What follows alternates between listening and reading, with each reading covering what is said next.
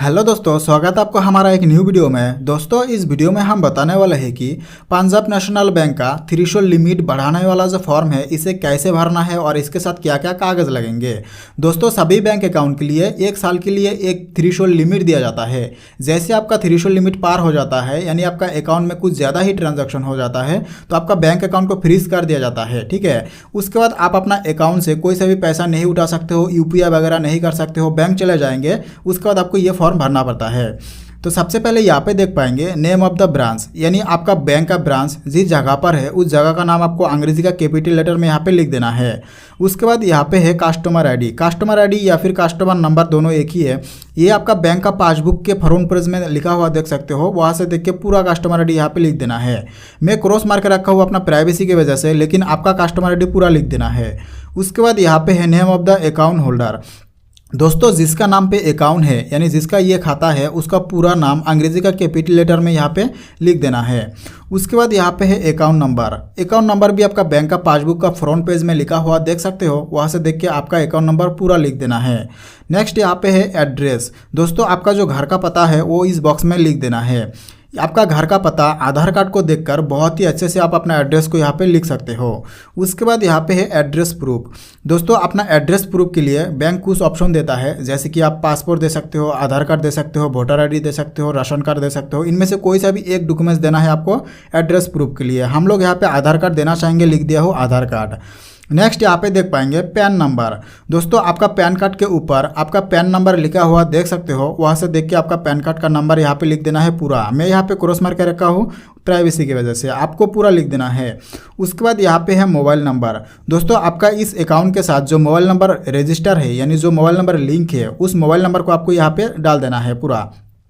उसके बाद यहाँ पे है ईमेल आईडी। अगर आपके पास ईमेल आईडी है तो आप यहाँ पे लिख सकते हो, और ना इसको खाली भी रख सकते हो। उसके बाद यहाँ पे है ऑक्यूपेशन या फिर प्रोफेशन। दोस्तों, ऑक्यूपेशन या फिर प्रोफेशन उसे बोला जाता है जो आप काम करते हो, उसी को ऑक्यूपेशन बोला जाता है। मान लीजिए कि आप एक स्टूडेंट हो तो आपको यहाँ पे लिखना है स्टूडेंट। हाउस वाइफ हो तो यहाँ पे लिखना है हाउस वाइफ। आप जॉब वगैरह करते हो तो आपको यहाँ पे लिखना है सैलरीड।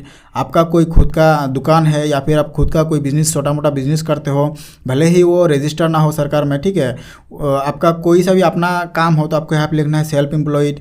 आप कोई टीचर वगैरह हो तो लिख सकते हो टीचर। खेती बाड़ी करते हो तो लिखना है यहाँ पे एग्रीकल्चर। आप रिटायर हो चुके हो तो आपको यहाँ पे लिखना है रिटायर। तो आपका हिसाब से यहाँ पे ऑक्यूपेशन देख लेना, ठीक है दोस्तों।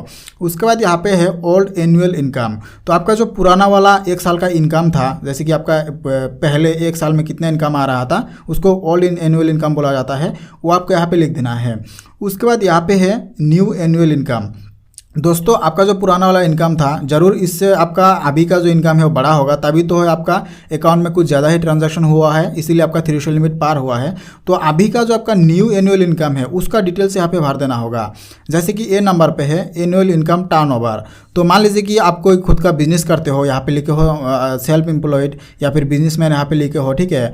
तो यहाँ पे आपका एक साल में कितना इनकम आ रहा है आपका बिजनेस से या फिर आपका जॉब से, कितना इनकम टोटल आ रहा है एक साल में, वो आपको यहाँ पे लिख देना है। उसके बाद यहाँ पे है बी नंबर पे इनकम फ्रॉम डिपॉजिट। दोस्तों, अगर आपने कोई फिक्स डिपॉजिट करा रखा है, आपका कोई सेविंग अकाउंट से पैसा मिल रहा है, इंटरेस्ट मिल रहा है आपका, चाहे वो भले ही दूसरा बैंक अकाउंट में हो लेकिन आपको मिल रहा है, वो आपको यहाँ पे बताना होगा। आप सोच सकते हो कि भी दूसरा बैंक अकाउंट में एफडी करा रखा हो तो यहाँ पे नहीं लिखूंगा, बैंक को पता चल जाता है, क्योंकि आपका पैन कार्ड और आधार कार्ड तो एक ही है और सभी बैंक में दिया होगा, तो आपको यहाँ पे जरूर भर देना होगा। अगर आपका फिक्स डिपॉजिट करा रखा है तो एक साल में जितना इनकम आ रहा है, आपका इंटरेस्ट आ रहा है, वो आपको यहाँ पे लिख देना है। सेविंग अकाउंट का कितना इंटरेस्ट आ रहा है वो आपको एक साल में यहाँ पे लिख देना है। उसके बाद यहाँ पे है क्रेडिट फ्रॉम आधार सोर्सेज।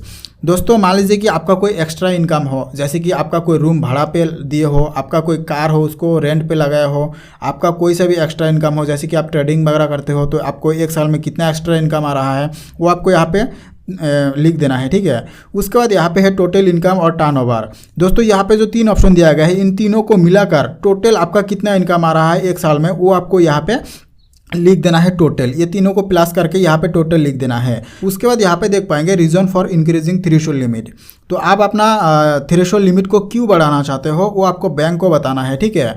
तो यहाँ पे आप अपना कोई सा भी रीज़न यहाँ पे आप लिख सकते हो, जैसे कि मैं यहाँ पे लिख दिया हूँ frequent high value UPI business payments and receipts. तो मेरे को यहाँ पे यूपीआई के जरिए यानी फ़ोनपे के माध्यम से बहुत ज़्यादा ट्रांजैक्शन करना पड़ता है बिजनेस की वजह से, इसीलिए मैं अपना थ्रेशोल्ड लिमिट बढ़ाना चाहता हूँ। आप भी इस तरह से लिख सकते हो। नेक्स्ट यहाँ पे है सपोर्टिंग डॉक्यूमेंट्स। तो यहाँ पे डिक्लेरेशन, आईटीआर, टर्नओवर, जीएसटीआर, इनमें से आपको यहाँ पे लिख देना है सेल्फ डिक्लेरेशन, ठीक है। नेक्स्ट यहाँ पे आपका सिग्नेचर कर देना है, जिसका नाम पे अकाउंट है उसका हाथ का सिग्नेचर यहाँ पे कर देना है। नेक्स्ट यहाँ पे देख पाएंगे तारीख, तो आपको यहाँ पे उस तारीख को लिखना है जिस दिन आप इस फॉर्म को बैंक में जमा करोगे। उसके बाद दोस्तों यहाँ पे देख पाएंगे फॉर ऑफिस यूज, नीचे का जो ऑप्शन है यह सब बैंक का अधिकारी लोगों के लिए दिया गया है, आपको यहाँ पे कुछ नहीं करना का, इसको खाली छोड़ देना है। दोस्तों इस फॉर्म को फिलअप करने के बाद आपको डॉक्यूमेंट्स लगेगा आधार कार्ड और पैन कार्ड का जेरॉक्स कॉपी। उसके बाद मान लीजिए कि आपका यहाँ पे टोटल टर्नओवर जो है 1 साल का ये कुछ ज़्यादा ही हो रहा है, जैसे कि 50 लाख 30 लाख से ऊपर जा रहा है, तो बैंक इस केस में आपसे अपना जो है इनकम सर्टिफिकेट का जेरॉक्स कॉपी भी मांग सकता है, आपका बैंक का स्टेटमेंट भी मांगा सकता है, तो आपको उसको भी अटैच करके दे देना है इसके साथ, ठीक है। दोस्तों इसको जमा करने के बाद 2 से 3 बिजनेस वर्किंग डेज के अंदर पीएनबी बैंक में आपका जो है थ्रेशोल्ड लिमिट को बढ़ाया दिया जाता है। वीडियो अच्छा लगे तो प्लीज़ एक लाइक कीजिएगा, चैनल पर पहली बार हो तो प्लीज़ चैनल को सब्सक्राइब कर लीजिएगा और इस वीडियो को अपना दोस्तों को भी शेयर कीजिएगा।